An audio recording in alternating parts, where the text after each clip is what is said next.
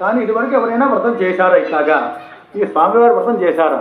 చేస్తే వారికి ఎలాంటి వరం ఇచ్చారు స్వామివారు మాకు చెప్పండి అనగానే అప్పుడు చెప్తున్నారట, మళ్ళీ ఈ సూత మహాము చెప్తున్నారట, ఆయన పూర్వకాలంలో కాశీ నగరంలో 4 వేదాలు 6 శాస్త్రాలు చదువుకున్నటువంటి ఒక బ్రాహ్మణోత్తముడు ఉండేవాడిట. ఆ బ్రాహ్మణోత్తముడు ఆయన రోజు కూడా భిక్షాటం చేసుకుంటూ ఉండేవాడిట. ఎందుకంటే మరంత చదువుకున్నప్పటికీ కూడా ఆయన ఎందుకు భిక్షాటం చేసుకుంటున్నాడు అంటే ఆయన ముందు జన్మలో వ్యాపారస్తులుగా ఉండేవాడిట.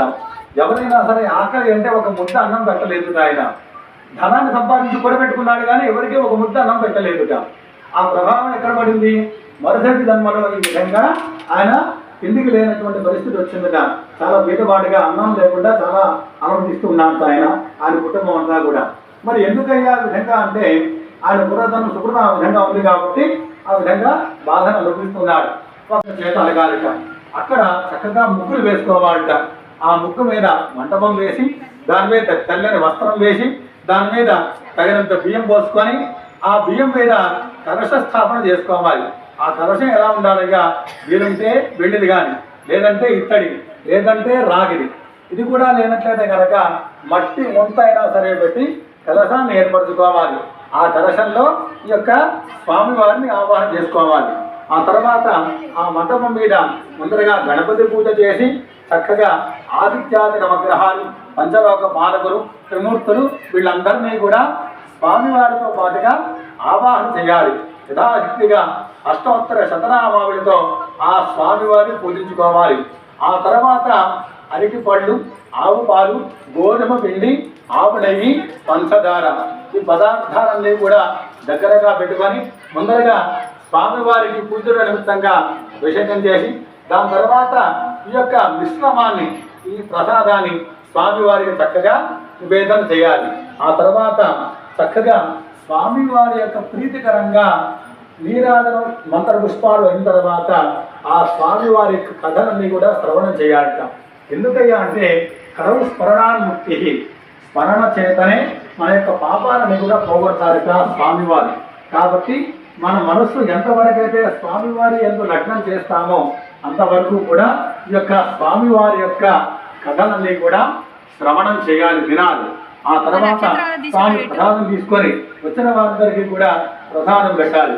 ఈ విధంగా ఆ రోజున వ్రతం చేసి ఆ రోజంతా కూడా జాగరణ చేయాలి. నిద్రపోకూడదు. ఆ రోజున నిద్ర లేకుండా స్వామివారి యొక్క లీలలే అంటే భారతం కావచ్చు, రామాయణం కావచ్చు, ఇట్లా ఇతిహాస పురాణాలన్నీ కూడా ఆ రోజు రాత్రంతా కూడా స్వామివారికి చక్కగా వింటూ జాగరణ చేయాలి. ఈ విధంగా ఎవరైతే వ్రత పరిసమాప్తి చేస్తారో మరుసటి రోజున ఈ యొక్క బ్రాహ్మణోత్తముడికి చక్కగా చందన తాంబూలాలు ఇచ్చి వచ్చిన వారికి తమకు విధంగా శక్తి కొలది భోజన తాంబూలాలు ఏర్పాటు చేసి ఈ యొక్క వ్రతాన్ని పూర్తి చేయాలి. ఎవరైతే ఈ యొక్క వ్రతాన్ని ఈ విధంగా చక్కగా కల్పోక్త విధంగా ఆచరిస్తారో బంద్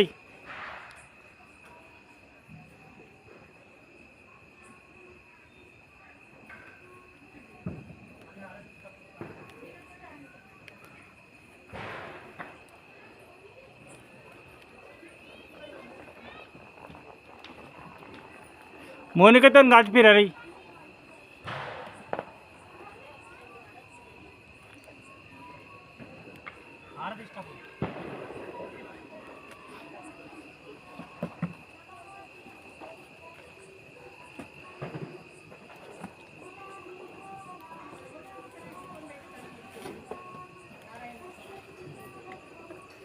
ఇంకా వీటి మీద అంటే ముట్టిరే చూడతాను ఇంకా ఏయ్ అక్కడ దీపాలు ముట్టిరు ఇంకా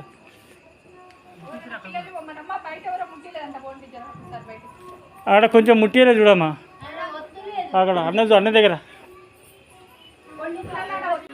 మీరు ఫోటోలు కూడా ఏమైనా తీసుకుంటే ఇప్పుడే తీసుకోరు మళ్ళీ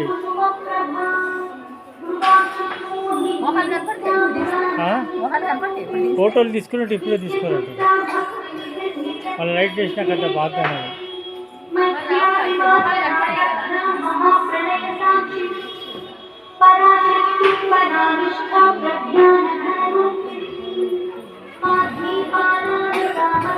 ఇది ప్రతి సంవత్సరం చేస్తాను నేను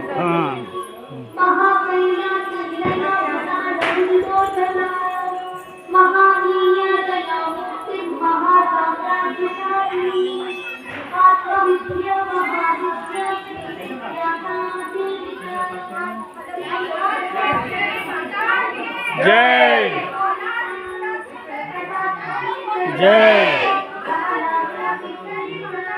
जय जय